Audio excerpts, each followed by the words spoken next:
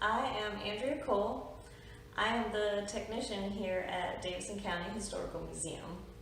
And we recently digitized a cookbook from the 1950s of recipes from Jessie Hargrave Payne. And that's a name you might recognize, but we will talk more about her in just a little bit. And we thought it'd be fun to try some of these recipes here at the museum. So we're going to prepare them and test them out. So stick around.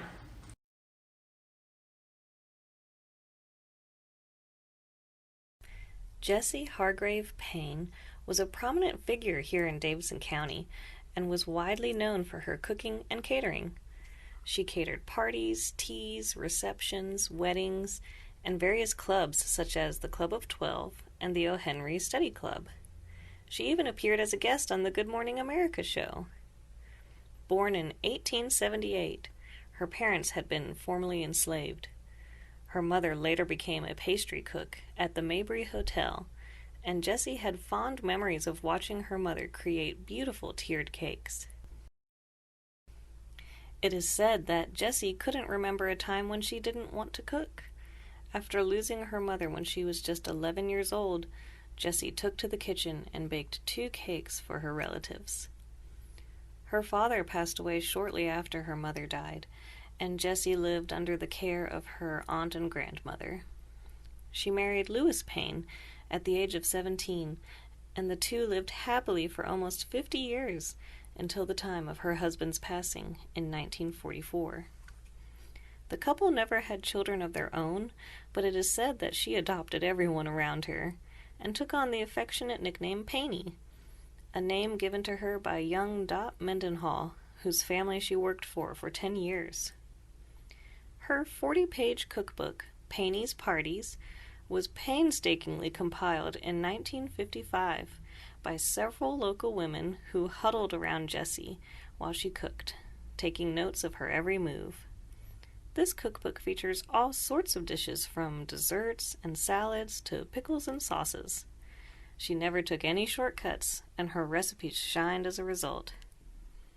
Jessie Payne passed away in January of 1981 at the age of 102. Alright, so first up we've got a ribbon sandwich. And ribbon sandwiches were popular party foods. They were often iced with cream cheese, very much like a cake. And it was multiple layers, and each layer had a different filling. So this one is straight out of Jessie Payne's cookbook, and we'll go ahead and get started. All right, so we have our loaf, and that's been sliced like that. So our first layer, her recipe calls for pimento cheese. And of course, she has her very own custom recipe for pimento cheese. But for the sake of time, we're cheating a little bit, and we're going to use Conrad and Hinkle's.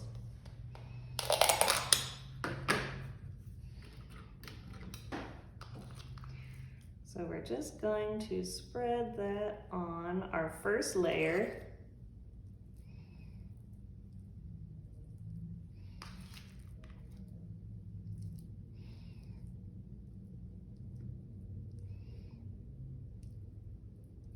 Nice and even.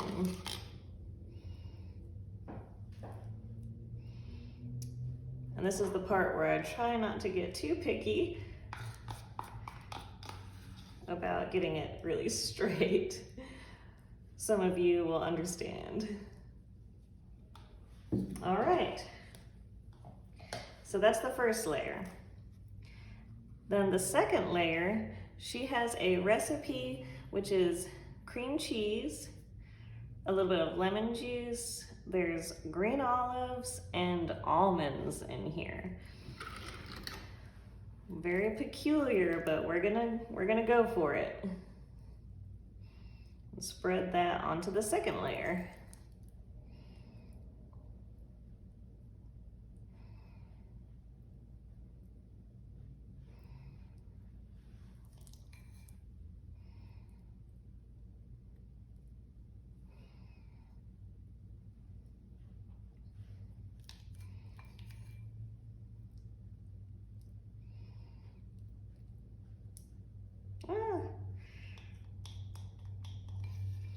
course, this corner needs a little bit more. All right, so there we have that. And now, this is also cream cheese with green food coloring, which was popular for ribbon sandwiches. It's very springy.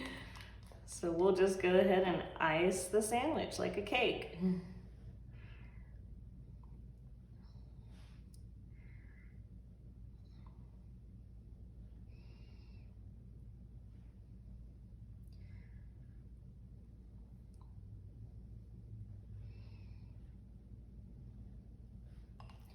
These were sometimes decorated and with different vegetables and herbs to look like flowers or pinwheels. So creativity was definitely part of the process for these kinds of party sandwiches. This is a lot of cream cheese.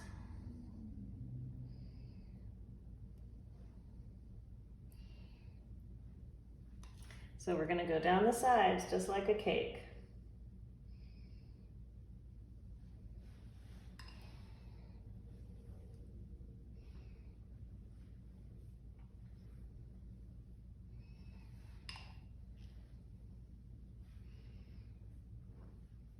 I was a little bit worried because we had neon green food coloring, but it turned out pretty well, I think.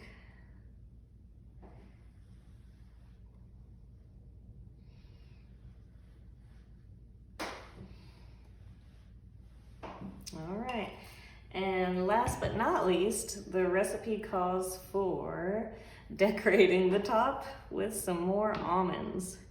So we'll just make a little flower on here.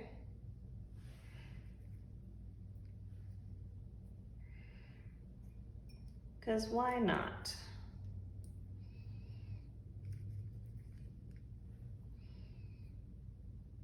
There. There you have it.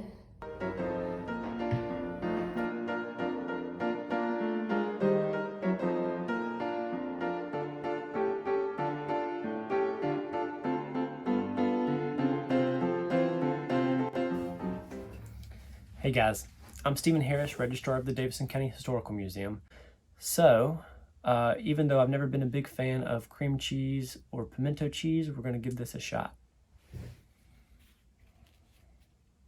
I'm not really sure how to eat it, so we're just going to go like this.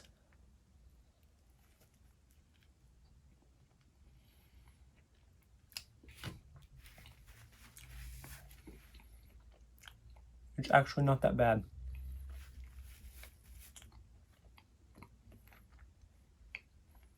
I was preparing for the worst, but I'll actually give it a thumbs up. Pretty good. All right, so it's taste test time. I'm not really sure how to not make a mess, so there's that.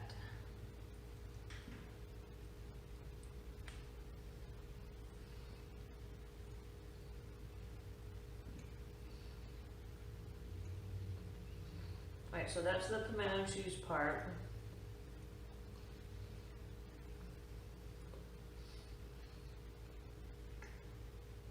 Because I can't take a bite of all of it at the same time. And I know these are fighting words, but honestly, I'm not a huge fan of the pimento cheese. But that's just me. I'm sorry, guys. I'm sorry.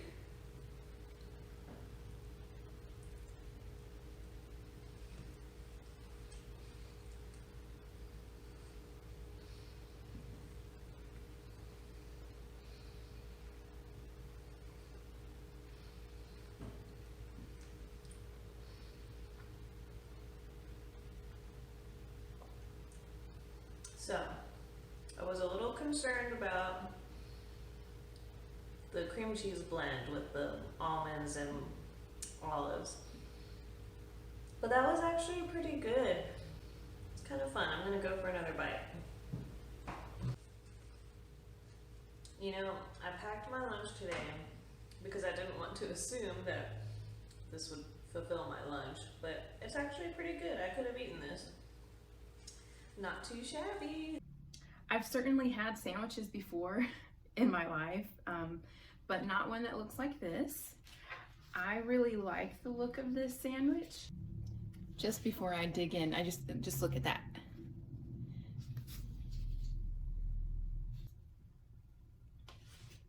Actually, I wonder do you eat it with your hands?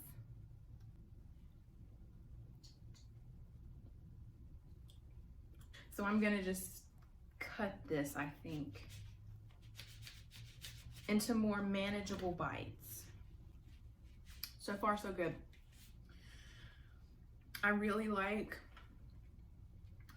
cheese and more cheese, and this has pimento cheese and cream cheese. So that is really good. I really like that, and I like the crunch of the sliced almonds. I'm not a huge fan of olives. That would be my only complaint, if you could even call it that, for this particular recipe. But they're so finely chopped up, like even for someone who doesn't like olives, I would still eat this sandwich.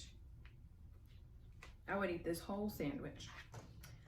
All I need now is some party punch, some fruit punch, and some of those baby shower mints. The pastel colored mints, you definitely need to serve those with this sandwich.